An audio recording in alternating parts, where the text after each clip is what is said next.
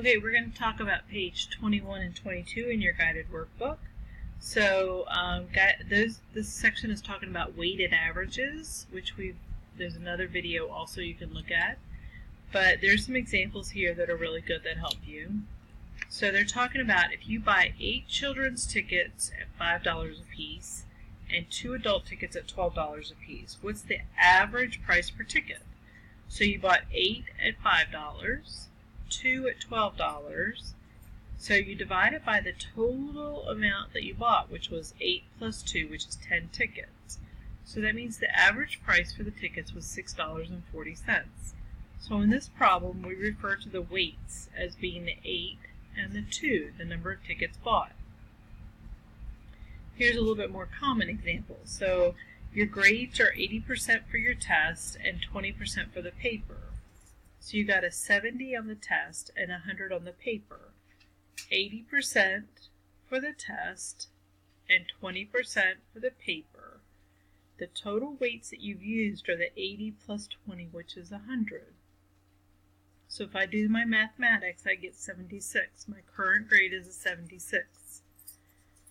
So the weights in this case are the 80 and the 20%.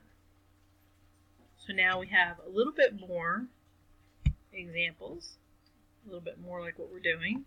So here we have 2 exams that are 40% each and a paper that's 20%. You got a 20 on the midterm and a 100 on the paper. I said that wrong. You got a 60 on the midterm and 100 on the paper. What's your grade? So 40% is the exam, that's 60, and 20% is the paper, and you got 100. So far you've only used 40 plus 20. You've only used 60%. So we only divide by the percentages that you've used. So I multiply all this out and work it out, and I have a 73% right now. So if I did everything else and I got 100% on it, what would be the highest grade I could get? Well, I've used 60%, right? So that means that there's 40% left over in order to get 100%. So 40% times 100. Let's assume I get 100 on everything else that I do for the rest of the class. That means I can bring my grade up to an 84. So here we have a spreadsheet that was created, and they're talking about finding the formulas for this. So the first question says, what would the formula be in cell B16? That's this one right here that's asking you for the average. So the formula for cell B16 would be equals average B3 colon B14. So B3 is the cell with the 7 in it. Now notice I added all the way to B14, even though these are blank. And you want to do that because I will go back in and fill grades in for those other grades, and that average cell doesn't have to change every time. So you want to make sure that you include all the possible grades when you find that average. Okay? So the next question says, what is the student's average right now? Well, they had an 8 for their homework grades. Well, they didn't really have an 8. They had an 80%. It was only out of 10 here.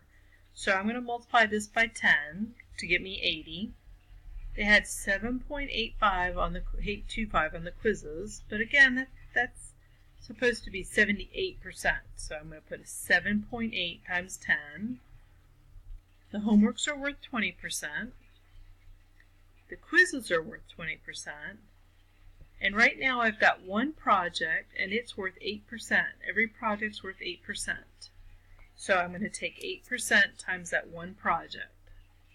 So right now I've got 2 20s and an 8 for my total percentages used. So if I do all this mathematics, I should come up with 81.4 is my average right now. So then the next question says, what happens if I get 100 on the next project?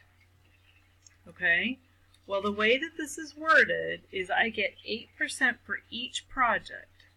So the 80% or the 80 and the 20% don't change. The 78.5 and the 20% don't change. But each project gets 8%. So I could multiply 8% times 93 and multiply 8% times 100, or I could do it the way I have here. And then I still have, this time I got a 95 on my midterm, and the midterm is worth 10%. So I've used 20 plus 20, 8% plus 8% plus 10%. So I've used these percentages, that's what I divide by. I do my calculations, and now I have an 85.7 grade in the class. So I hope this helps.